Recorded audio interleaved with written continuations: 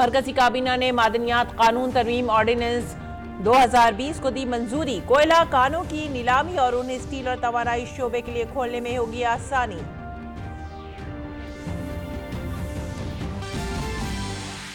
शुमाल मशरक कुदरती gas pipeline grid के लिए इंद्रधनुष गैस लिमिटेड को सरमाया फराहम कराने को काबीना की मंजूरी। जामनगर की आयुर्वेद यूनिवर्सिटी को कौमी अहमियत का दर्जा देने को भी मिली मंजूरी।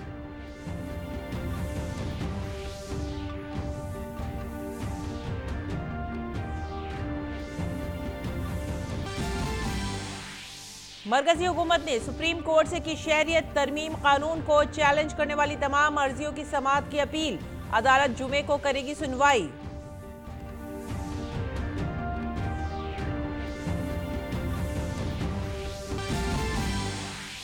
इराक में अमरीकी फौजी ठिकानों पर ईरान ने दागी दर्जन भर से ज्यादा मिसाइलें। ईरान ने कार्रवाई में 80 अमरीकी फौजियों की हलाकत का किया दावा। कई ममालिक ने इराक के लिए की ट्रैवल एडवाइजरी जारी।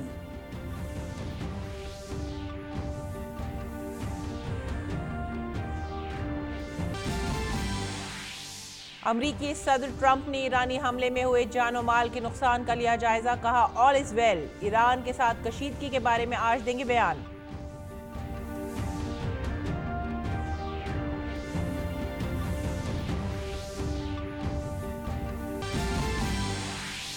और ईरान की राजधानी तेहरान में यूक्रेन का मुसाफिर तैयारा गिरकर तबाह। तमाम 176 मुसाफिरों की मौत। ईरानी मीडिया के मुताबिक तकनीकी खराबी बनी हादसे की वजह।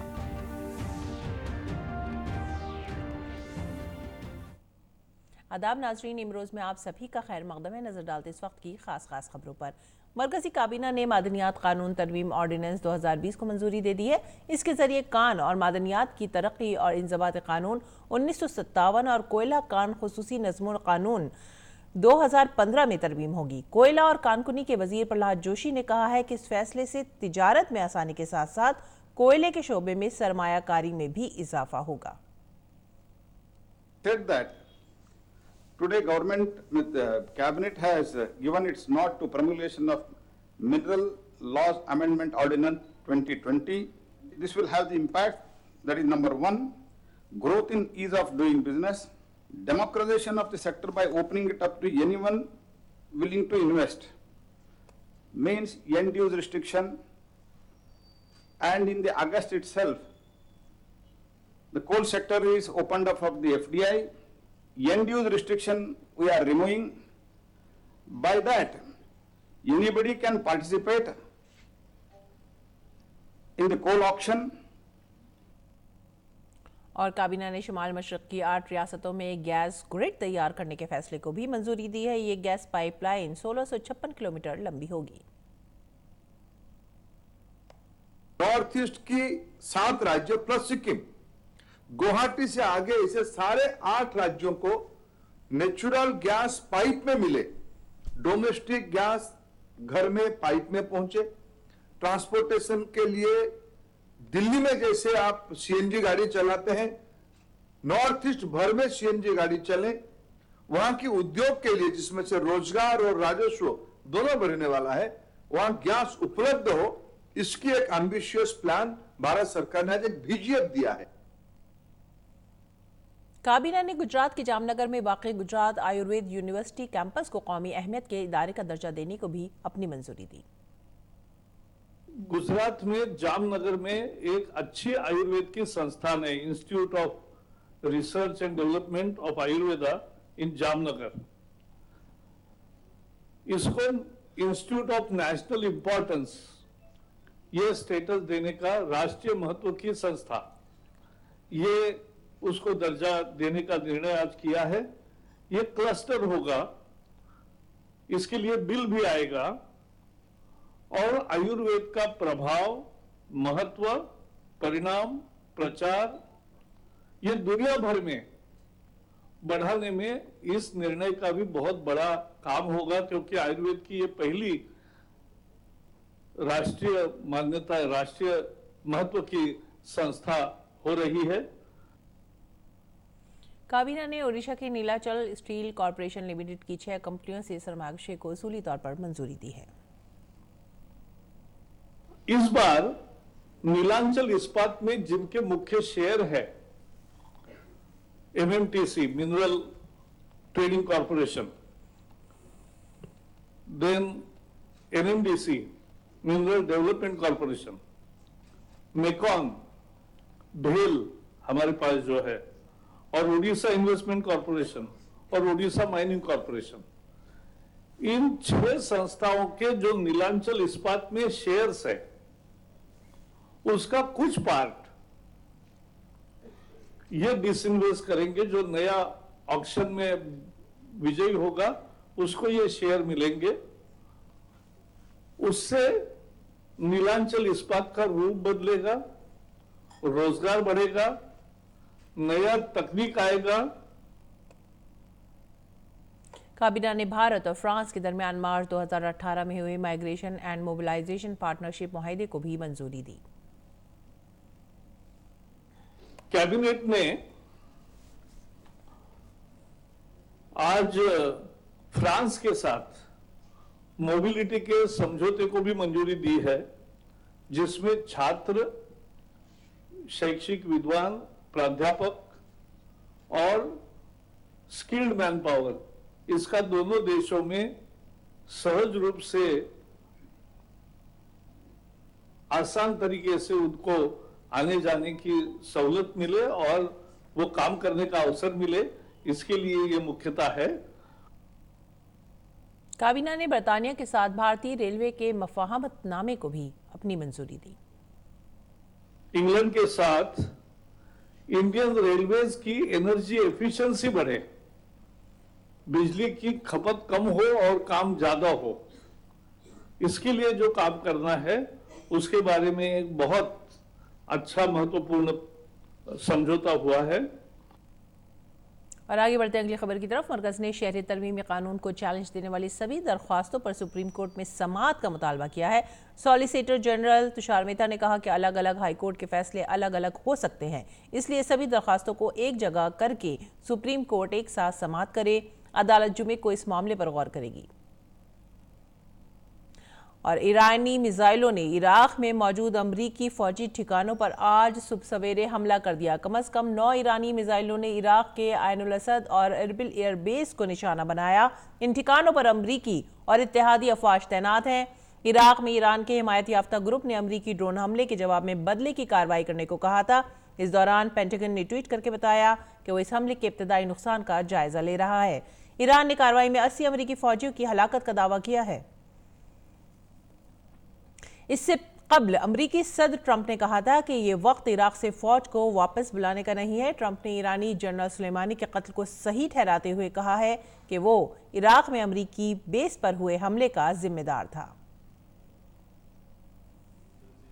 So I think we've done a fantastic job, but eventually we want to be able to let Iraq run its own affairs, and that's very important. So at some point we want to get out, but this is in the right point.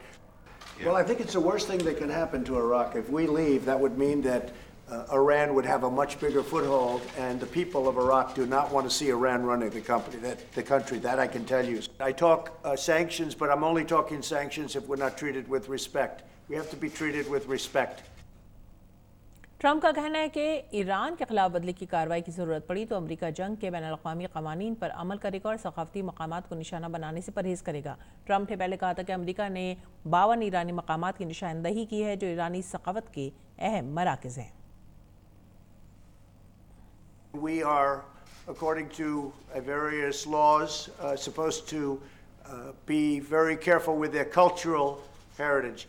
And you know what? If that's what the law is, I like to obey the law. But think of it. They kill our people. They blow up our people. And then we have to be very gentle with their cultural institutions. But I'm okay with it. It's okay with me. I will say this. If Iran does anything that they shouldn't be doing, they're going to be suffering the consequences, and very strongly.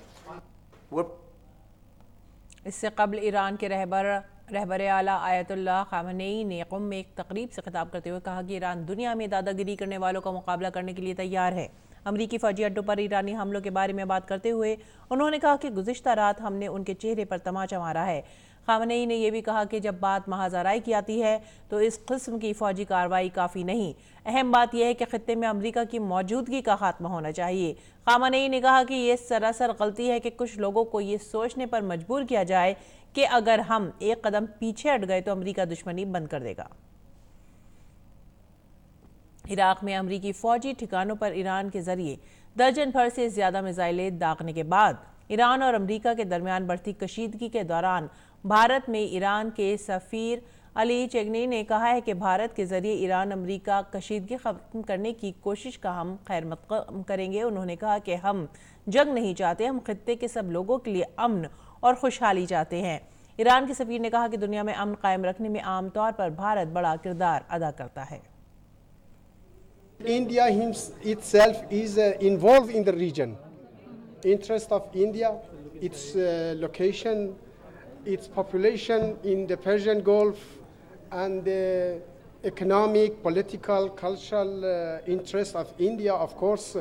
India is a part of the region, should be a part of the de-escalation, should be a part of growing and economic growing, peacemaking in this region. We are welcome any initiative from our good friends from India. अमरीकी senators ने Iraq में अमरीकी फौजी ठिकानों पर हुए Iran के हमले की सख्त अल्फाज में मजम्मत की है। Well, it's very troubling. It's early. We know as many as 12 missiles have been launched. We'll have to determine how many of them successfully hit their targets, whether or not our defenses are able to mitigate some of that. We'll have to take a look at it overnight and then respond appropriately. First, my immediate concern is for the safety and security of American troops, as well as those who are our partners in the region. My hope and prayer is that there haven't been American casualties, and we don't yet know that tonight.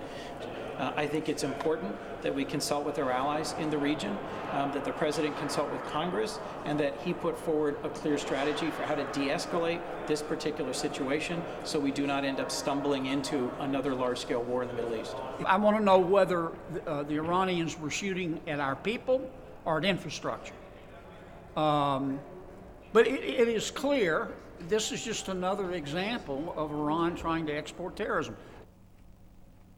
अमरीकी वजारत दफा ने Iraq में फौजी ठिकानों पर हमले की तौसीक़ करते हुए कहा है कि सदर डोनाल्ड ट्रंप को इराक में अमरीकी फौजी ठिकानों पर हुए हमलों की जानकारी दे दी है और पेंटागन सूरत हाल पर नज़र रखे हुए है। अभी तक इन हमलों में किसी के जानी नुकसान की खबर नहीं है। पेंटागन ने कहा है कि वो हमले के इब्तदाई नुकसान का अंदाज़ा लगाने में मसरूफ़ हैं। पेंटागन के तर्जुमान जोनाथन हाफमैन ने कहा है कि अमरीकी फ़ौज खित्ते में मौजूद अमरीकी अमले और उनके मुआवनीन के तहफ़्फ़ुज़ के लिए सभी ज़रूरी तदाबीर करेगी। इससे कबल अमरीकी हमले में हलाक ईरानी कमांडर कासिम सुलेमानी को उनके आबाई वतन करमान में सुपुर्दे खाक कर दिया गया। लाखों लोगों ने उनके जनाजे में शिरकत की। उनके कत्ल के बाद से खत्ते में कशीदगी का माहौल है। सुलेमानी के जनाजे में लाखों लोगों का मजमा होने की वजह से भगदड़ भी मच गई, जिसमें मरने वालों की तादाद बढ़कर 56 हो गई है। इस बीच नाटो ने कहा है कि वो इराक से अपने कुछ फौजियों को बाहर निकालेगा, क्योंकि अमेरिका के जरिए ईरान के जनरल के कत्ल के बाद बदले की धमकियों के दौरान इराक में खतरा बढ़ गया है। नाटो के एक अफसर ने बताया कि हालांकि ये वापसी आर्जी है, ताहम हमारे अमले की सिक्योरिटी सरफहरिस्त है। इराक में अमेरिका और इत्तेहादी अफवाज को इस बात पर तशवीश है कि उन्हें ईरान या इराकी मिलिशिया के जरिए बदले की कार्रवाई में निशाना बनाया जा सकता है। नाटो ने शनिचर को ऐलान किया था कि उसने इराक में अपना तरबियती मिशन बंद कर दिया है, जिसमें तकरीबन 500 ट्रेनर थे। और भारतीय वजारत खारजा ने इराक के सफ़र के ताल्लुक से एडवाइजरी जारी की है। वजारत खारजा के तर्जुमान रवीश कुमार ने एक ट्वीट में कहा है कि इराक में मौजूदा हालात के पेश नज़र भारतीय शहरियों को आइंदा अहकामात तक इराक का सफ़र नहीं करने की सलाह दी गई है। वजारत खारजा के जरिए जारी एलानिया में इराक में मुकीम भारतीय शहरियों को मोहतात रहने और सफ़र से परहेज करने की भी सलाह दी गई। बगदाद में हमारे हाई कमीशन और इरबिल में वाक़ कौंसलेट मामूल का काम जारी रखेंगे और इराक में मुकीम भारतीय शहरियों को सभी तरह की खिदमात की फराहमी भी जारी रखेंगे। शहरी हवाबाजी के डायरेक्टरेट ने भारतीय हवाबाजी कंपनियों को ईरान, इराक, खलीज ओमान और खलीज फारस के हवाई खत्ते में पूरी एहतियात बरतने की हिदायत दी है। डायरेक्टरेट ने एयरलाइन के साथ मीटिंग की और उन्हें मोहतात होकर काम करने को कहा। कई तैयारों ने एहतियात के तौर पर अपना रूट भी बदल दिया है। ईरान में कशीदगी की वजह से वहां से गुजरने वाली एयर इंडिया और एयर इंडिया एक्सप्रेस की परवाज़ों के रास्ते तब्दील किए गए हैं। एयर इंडिया के तर्जुमान धनंजय कुमार ने जानकारी दी कि हमारे शहरियों और अमले के अरकान की सलामती हमारी तरजीह है। उन्होंने कहा कि परवाज़ों के रास्ते तब्दील करने से दिल्ली से जाने वाली परवाज़ों में 20 मिनट और मुंबई से जाने वाली परवाज़ों में 30 से 40 मिनट का इजाफा होगा। और आगे बढ़ते हैं अगली खबर की तरफ। मरकजी वजीर प्रकाश जावड़ेकर ने यूनिवर्सिटियों में हुए तशद्दुद की सख्त मजम्मत की है। उन्होंने कहा है कि तालीमी इदारों में तशद्दुद की कोई जगह नहीं है। जावड़ेकर ने कहा कि मुल्क के तालीमी इदारे सिर्फ पढ़ने के लिए बने हैं। देश में कहीं भी हिंसा हो उसकी हम भर्त्सना करते हैं। अपने यहाँ परिपक्व लोकतंत्र है, हर एक को अपनी राय रखने का अवसर है और इसलिए हिंसा का इस देश में कोई स्थान नहीं है। और खासकर विश्वविद्यालयों में जहां सब लोग पढ़ने के लिए जाते हैं वो हिंसा का स्थान हो नहीं सकता। दिल्ली पुलिस के डिप्टी कमिश्नर देवेंद्र आर्य ने कहा है कि जवाहरलाल नेहरू यूनिवर्सिटी में हालात पूरी तरह से काबू में है। इंतजामिया की गुजारिश पर पुलिस मामले की जांच कर रही है। जेएनयू में जो अभी प्रेजेंट सिचुएशन है, मैं उसको रिट्रेट कर रहा हूं कि it is well with in control of police administration. हमारा पुलिस डिप्लॉयमेंट जो है जेएनयू एडमिनिस्ट्रेशन की रिक्वेस्ट पे इट कंटिन्यूज। हम जेएनयू एडमिनिस्ट्रेशन की रिक्वेस्ट के तहत यूनिवर्सिटी के अंदर सिविल डिप्लॉयमेंट कंटिन्यू कर रहा है। 5 तारीख के जो क्लैशेज रहे हैं उसके बाद यूनिवर्सिटी प्रीमाइस के अंदर या बाहर कहीं से भी किसी तरीके की कोई अनटूवर्ड इंसिडेंट रिपोर्टेड नहीं है। As far as cases are concerned, जो केसेज हैं ट्रांसफर किए जा चुके हैं क्राइम ब्रांच को फॉर फर्दर इन्वेस्टिगेशन। वजीर आजम नरेंद्र मोदी ने आइंदा माली साल के बजट के सिलसिले में आम लोगों से मशवरे तलब किए हैं। पीएम ने ट्वीट किया कि मरकजी बजट 130 करोड़ भारतीयों की उम्मीद और आर्जों की अक्कासी करता है और भारत को तरक्की की समत में आगे बढ़ाता है। मैं आप सबको इस साल के बजट के लिए अपने ख्यालात और मशवरे भेजने की दावत देता हूँ। नए बजट के बारे में शहरी शिराकतदारी फोरम MyGov पर मशवरे तलब किए गए हैं। और 10 मरकजी ट्रेड यूनियनों की तरफ से आज भारत बंद बुलाया गया। बैंक की 6 तंजीमों, 60 तलबा यूनियनों, बाएं बाजू की जमातों समेत कई इदारों ने बंद की हिमायत की। मरकजी हुकूमत की पॉलिसियों मसलन बराह रास्त गैर मुल्की सरमायाकारी और निजकारी के खिलाफ मरकजी ट्रेड यूनियनों ने मुल्क गिर हड़ताल का ऐलान किया था। हुकूमत ने अवामी शोबे के मातहत इदारों से अपने मुलाजमीन को हड़ताल से दूर रहने को कहा। ट्रेन, बस, सरकारी बैंक और दीगर खिदमात बंद होने के सबब लोगों को परेशानियों का सामना करना पड़ा। हालांकि राजधानी दिल्ली में बंद का असर नहीं देखा गया। उधर मुजफ्फरपुर शेल्टर होम मामले में सीबीआई ने सुप्रीम कोर्ट को बताया कि वहां किसी लड़की का कत्ल नहीं हुआ है। सीबीआई ने बताया कि वहां से बरामद ढांचे लड़कियों के नहीं थे। अटॉर्नी जनरल के वेणुगोपाल ने अदालत उज़्मा को बताया कि सीबीआई ने बिहार के तमाम 17 शेल्टर होम की जांच पूरी कर ली है। लापरवाही बरतने वाले अफसरान के खिलाफ जांच की सिफारिश की गई है। नजर डालते हैं मौसम के मिजाज पर। कौमी राजधानी के कई हिस्सों में आज सुबह बारिश हुई। बारिश के बाद दर्जा हरारत गिर गया और कई मकामात पर ट्रैफिक जाम की सूरत हाल भी पैदा हो गई। महकमा मौसमियात के मुताबिक कम से कम दर्जा हरारत 9.3 डिग्री सेल्सियस दर्ज किया गया, जो मामूल से 3 डिग्री सेल्सियस ज्यादा है। उधर हिमाचल प्रदेश की राजधानी शिमला और बालाई इलाकों में मुसलसल बर्फबारी हो रही है। बर्फ गिरने की वजह से पूरी रियासत में तकरीबन 100 सड़कें बंद हैं और ज़बरदस्त बर्फबारी की वजह से शिमला कुफरी बारकुंडा के दरमियान आमदरफ्त बंद है, जिससे लोगों को काफ़ी दुश्वारियों का सामना करना पड़ा है। हालांकि सड़कों से बर्फ हटाने का काम भी जारी है। केलोंग में -60 डिग्री दर्जा हरारत दर्ज हुआ, जो रियासत में सबसे कम है। शिमला में नए साल की ये दूसरी बर्फबारी है। वहीं केलोंग, कालपा और मनाली में भी बर्फबारी हुई है।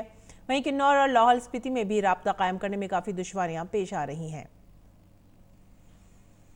उत्तराखंड में पिथौरागढ़ के मंशियारी में मुसलसल बर्फबारी हो रही है। इसके साथ ही मुसलसल हो रही बारिश ने मामूलाती ज़िंदगी को बुरी तरह से मुतासर किया है। बर्फबारी की वजह से कई गाड़ियां रास्ते में फंस गई हैं। मंशियारी सरहदी इलाके के साथ साथ एक खूबसूरत पहाड़ी सियाहती मकाम है, जहां दूर दूर से लोग आते हैं। यूक्रेन का एक तैयारा तेहरान हवाई अड्डे के करीब हादसे का शिकार हो गया है। खबरों के मुताबिक इस हादसे में 176 मुसाफिर और अमले के 9 अरकान हलाक हुए हैं। ये तैयारा इमाम खुमैनी बैनुल-अक़वामी हवाई अड्डे से रवाना हुआ था। खबरों के मुताबिक हादसा तकनीकी खराबी की वजह से पेश आया है। ईरान की शहरी हवाबाजी के महकमे ने बताया कि तेहरान के जनूब मगरबी इलाके में हुए इस हादसे की जांच के लिए टीम रवाना की गई है। फ्लाइट डाटा से पता चलता है कि यूक्रेन के बोइंग तैयारे ने परवाज के फौरन बाद ही डाटा भेजना बंद कर दिया था। वज़ीर आज़म नरेंद्र मोदी ने मन की बात के 60वें एडिशन में उत्तर प्रदेश के फूलपुर की खवातीन का जिक्र किया है और बताया कि किस तरह खुद इमदादी ग्रुप के ज़रिए खवातीन न सिर्फ बाइख्तियार हो रही हैं बल्कि मकामी मसनूआत को फ़रोग़ देकर इलाक़े की तरक्की में भी शिराकत निभा रही हैं। पेश है खवातीन को बाइख्तियार बनाने की मिसाल बनी फूलपुर की इन खवातीन की जद्दोजहद की कहानी।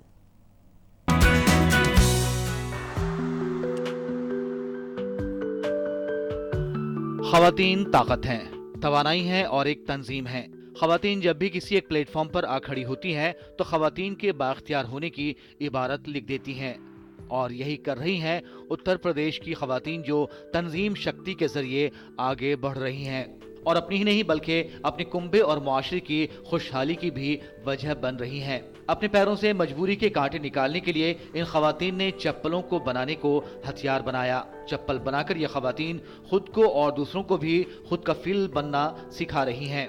पहले इनकी जिंदगी कर्ज के भरोसे चलती थी। महाजनों के चंगुल से निकलना इनके लिए आसान नहीं था, लेकिन कादीपुर के खुद इमदादी ग्रुप से जुड़कर अब ये खवातीन मुआशी तौर पर खुद कफील बनना सिखा रही हैं। ग्रुप की सरबराह पल्लवी परमार बताती हैं कि पहले इस कारोबार के लिए पैसों का इंतजाम करना भी आसान नहीं था, लेकिन एक बार लोग साथ आते गए और कारवां बनता गया। पहले इसके लिए एक चप्पल प्लांट बनाया गया और दिल्ली से चप्पल बनाने की मशीन मंगाई गई। ज़्यादा से ज़्यादा 10 से 15 औरतें मेरी यहाँ पे मशीन में काम करती है। मतलब सब अलग अलग तरीके से काम करती है। कुछ पैकिंग का काम करती है, कुछ ग्राइंडिंग का काम करती है, कुछ कटिंग का काम करती है। और इसमें अभी तक हम लोग मतलब नज़दीकी ही दुकान में हम लोग इसको दे रहे हैं और ज़्यादा से ज़्यादा हमारा जितना भी काम निकल रहा है, माल निकल रहा है, वो पूरा हमारा ब्लॉक के स्तर पे ही सेल हो रहा है। काम करने जाते थे, अब यहाँ अपने समूह में काम करते हैं स्लीपर बना के, इससे हमारा रोजगार चलता है, घर का खर्चा भी चलता है। यहाँ CLF में जाता है, ब्लॉक में भी जाता है और गांव में दीदियों को ज़रूरत पड़ती है वो भी लेते हैं। जी, हमारे यहाँ चप्पल बनाने की मशीन आई है और झालर और झूमर सभी सिखाया जाता है। यहाँ चप्पल सभी दीदियाँ बनाती हैं आजीविका समूह में। सर, हमें बहुत परिवर्तन मिला है। इन खवातीन के कुंभों को भी मुआशी तौर पर मदद मिल रही है। कच्चे मकानों की जगह अब पुख्ता मकानात ने ले ली है और इनके बच्चे अब अच्छे स्कूलों में पढ़ने जा रहे हैं। इन खवातीन ने अपने ग्रुप के जरिए एक मिसाल कायम की है और ये साबित किया है कि इत्तेहाद की ताकत हर मुश्किल पर भारी पड़ती है। Bureau report, DD news Urdu खबरें। और दिल्ली किताब मेले में लोगों के मिल रहे अच्छे रुझान से नाज़रीन तबके में काफ़ी जोश है। मेले में नौजवान मुसन्निफ़ीन की किताबें भी तवज्जो का मरकज़ बन रही हैं। टीवी और कार्टून के किरदारों पर मबनी किताबें भी हर किसी की तवज्जो अपनी जानिब मबजूल करा रही हैं। दिल्ली के प्रगति मैदान में जारी नई दिल्ली आलमी किताब मेले में किताब की शायकीन की बड़ी तादाद पहुँच रही है। मेले में किताब की शायकीन से मिल रहे अच्छे रुझान से नाशिर तबके में काफ़ी जोश दिखाई दे रहा है। इस मेले के जरिए नाशिरों को क़ारीन के साथ साथ अच्छे मुसन्निफ़ीन भी मिल रहे हैं। बहुत तरह के हमारे राइटर्स, ऑथर, डिफरेंट यूनिवर्सिटीज़ के टीचर्स, कॉलेजेस के टीचर्स, स्कूल्स के टीचर्स आते हैं। वो यहाँ पे आके काफ़ी अच्छी किताबें देखते हैं, नई किताब उनको छपवाने की उत्सुकता होती है तो वो हमें नए ऑथर्स मिलते हैं। इसके अलावा जनरल पब्लिक यहाँ पे बहुत आती है तो उनकी डिफरेंट टाइप की बुक रिक्वायरमेंट्स होती है, तो उससे मालूम पड़ता है कि आज की पब्लिक, आज के लोग क्या पढ़ना चाहते हैं। जिन किरदारों को बच्चे टीवी पर देखते हैं उन्हें अब किताबों में छापा भी जा रहा है। जी हाँ, बच्चों में किताबों की तई और ज्यादा शौक पैदा करने के लिए टीवी और कार्टून के किरदार पर मबनी किताबें भी नाशिर लेकर आए हैं। डिज्नी के कैरेक्टर्स को अपनी किताबों में लेके आए हैं, इसीलिए लेके आए हैं कि बच्चे, अगर आप देखें तो उनके दोस्त की तरह होते हैं, इनको इमिटेट करते हैं। तो हमने कहानियाँ भी ऐसी डाली हैं, पॉजिटिव कहानियाँ डाली हैं ताकि इनको देख के कुछ अच्छा सीख सकें, तो ये उन पे ऊपर अच्छा प्रभाव डालेगा मेरे हिसाब से। किताबें इंसान की सच्ची दोस्त होती हैं और डिजिटल दौर में भी इन किताबों की मांग कम नहीं हुई है, जिससे नौजवान अदीब भी काफ़ी पुरजोश हैं। डिजिटल के दौर में भी हार्ड बुक ज़्यादा प्रेफर करते हैं लोग बार, क्योंकि उनको एक चाहिए होता है जो इसको वो पढ़ सकें, क्योंकि एक सीमित होती है हमें मोबाइल पे या लैपटॉप पे देखने की स्क्रीन को, हमारी आंखों में भी दर्द होने लग जाता है। तो जो हार्ड कॉपी होती है उसको ज़्यादा प्रेफर करते हैं। इसलिए आपने देखा भी होगा कि डिजिटल के ज़माने के होने के बावजूद भी इतना भीड़ लगी हुई इस मेले में। उसका कारण ही ये है कि हार्ड बुक का टाइम है और हार्ड बुक आज भी लोग और पढ़ना पसंद करते हैं। मेले में वजारत इत्तलात व नशरियात के शोबे इशात के स्टॉल पर भी काफ़ी भीड़ देखी जा सकती है। किताब मेले में वजारत इत्तलात व नशरियात का, इशात का महकमा, अदब, सकाफत, मारूफ हस्तियों की सवाने हयात, बच्चों का अदब, गांधी से मुतालिक अदब और साइंस और टेक्नोलॉजी समेत मुख्तलिफ अहम मौज़ूआत पर किताबों की नुमाइश कर रहा है। गिरीश निशाना की रिपोर्ट, DD न्यूज़ उर्दू खबरें। और इसी के साथ ही आप हमें दीजिए इजाज़त। आदाब।